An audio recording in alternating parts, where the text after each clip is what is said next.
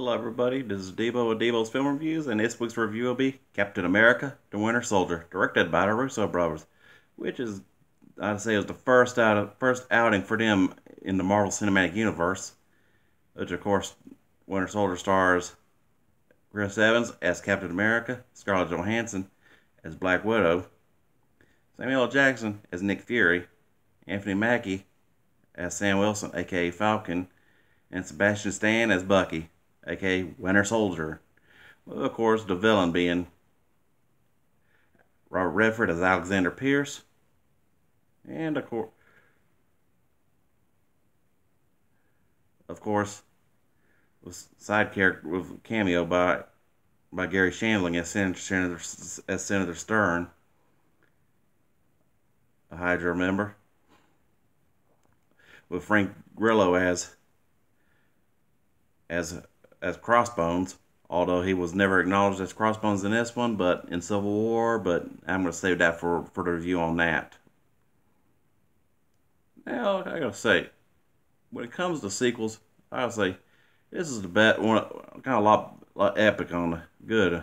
But then again, Marvel has not turned out a stinker yet. But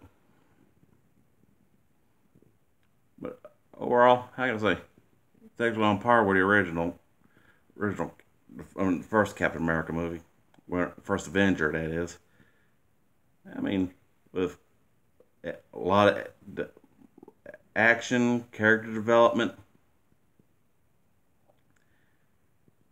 especially action. I mean, and of course some storylines like how Samuel Jackson, Nick Fury talks about how his grandpa was a elevator operator right before he gives Cap a speech about Operation Insight, which of course Cap being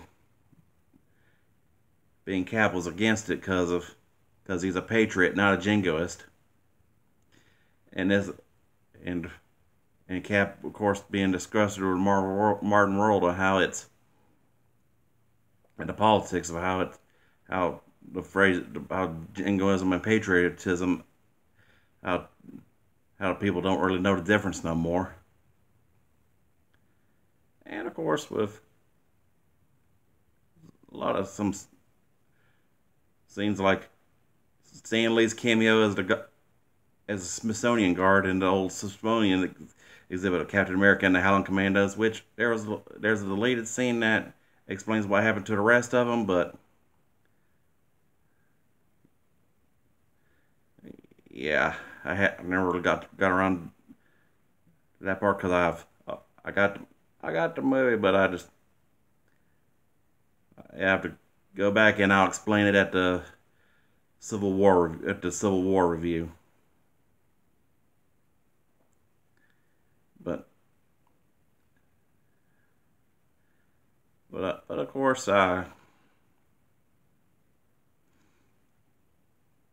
of course, Winter Soldier, perfect casting, excellent action. I mean, just going from the beginning of the movie when Cap and Black Widow and Crossbones try to rescuing them hostages, when it turned out to be a false flag mission by Pierce to frame Fury for stuff he was doing in order to, as a little pretext to get Project Insight effective. Of course, we're to try to turn America and the world into Hydra's NWO. And I gotta say, excellent take on Toby Jones as Arnim Zola, although with that one, I almost like one of think that it would have made a good kind of a little missed opportunity to reintroduce him as MODOK. Kind of what I was thinking when I saw him in that room at the old abandoned base that Cap trained at. And of course, the chemistry between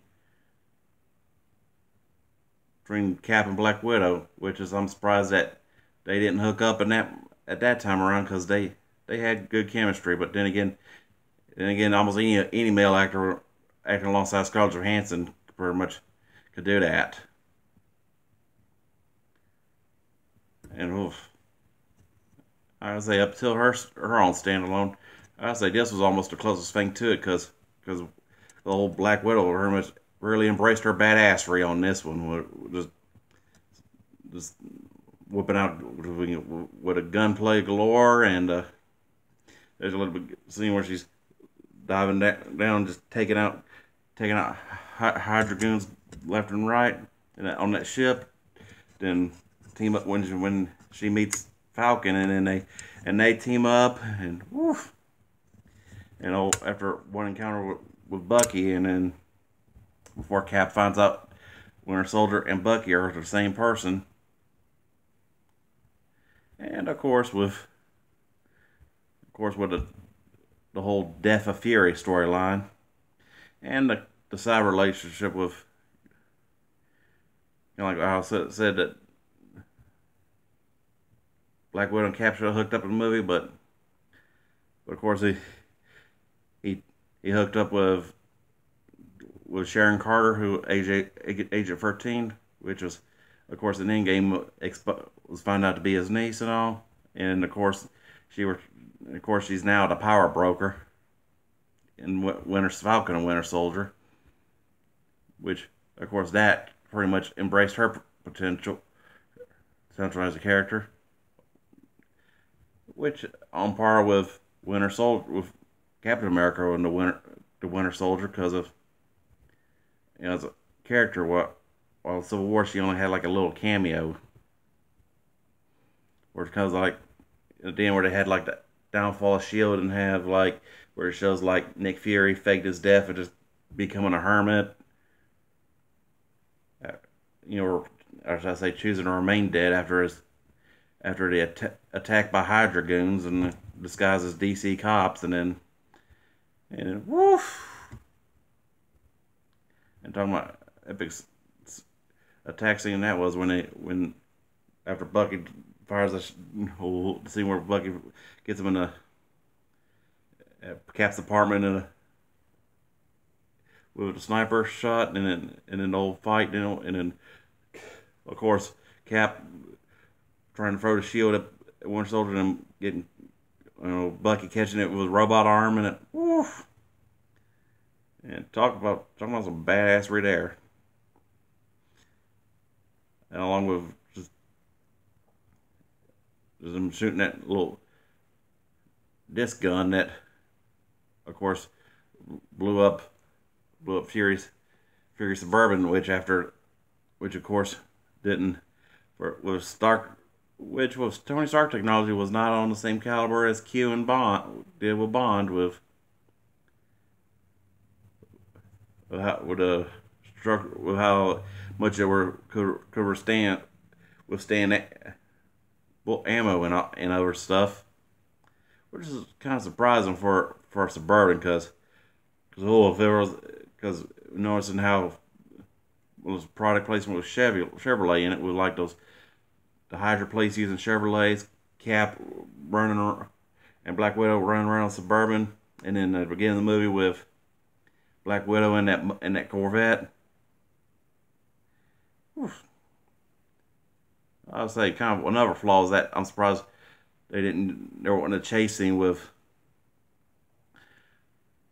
Black Widow using that Corvette, and with Cap and riding shotgun, and then back to character development. I'll mention an excellent point with winning of when Steve goes to the nursing home to visit the elderly and almost dying Peggy. And back to the whole deal with Emily Van Camp as Agent 13. I was thinking, if Brittany Murphy was still alive, she would have been a perfect candidate, because as Sharon Carter, because giving her her role in King of the Hill was a standout, because it'd been funny to hear her refer to Peggy Carter as Aunt Peggy. But overall, like I said, Captain America: The Winter Soldier, excellent masterpiece of the Marvel Cinematic Universe. I mean, oof, Robert Redford just played an excellent villain, and I gotta say, one of the more epic villains of that. And spoiler alert, when Black Widow and Nick Fury team up on him, you could almost say, that moment.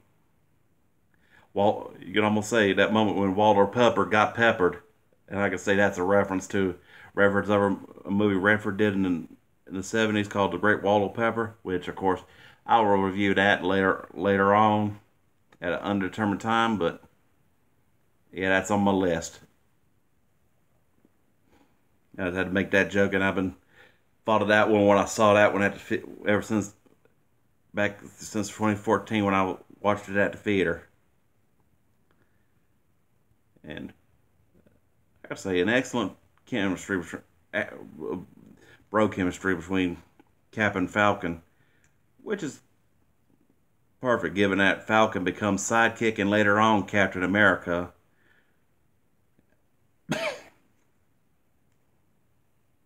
In the comics, all after after Endgame, when Steve goes back in time for Peggy, I'm not sure how it does in the comic because I hadn't read those issues yet, but I'm gonna get to them.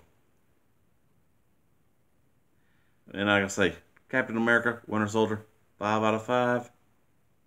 I mean, when it comes, and as I was mentioning, the epic use of spy tactics of Black Widow in this film, that because like I said, this was closest she got to having a standalone till as of now, but I hadn't seen that yet, so that'll be a while before I review that. But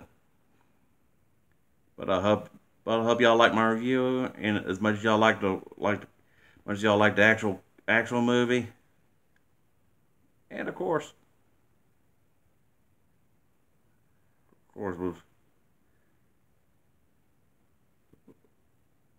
always got to admit before I go into Civil War about how underused Crossbone was as a villain. I was just like how he was somewhat used in this one, but only got like a lousy cameo in Civil War.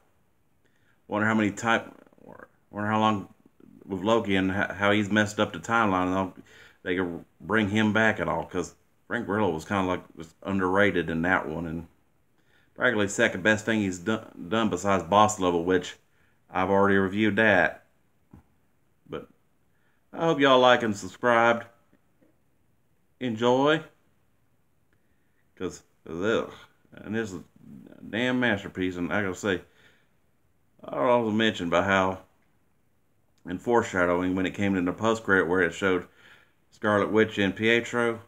Now I got to thinking, as much as I love Scarlett Johansson as Black Widow, it would have made more sense to have her play Scarlet Witch and Liz Olsen as Black Widow. But heck, hell, I even thought kind of Dina Meyer should have been Black Widow, or hell, if it was in the '90s, she would have been either played by Mila Jovovich, Dina Meyer, or Angie Everhart, but or at least someone actually redhead. But hey, Scarlett Johansson, definitely perfect for Black Widow. And something I gotta say is the best thing she's done career-wise. Career-wise, that is. And like I say, that will do it for this review. I hope y'all liked it, and enjoy, subscribe, and I'll stay subscribed to my channel for more content. Ring the bell. All right now.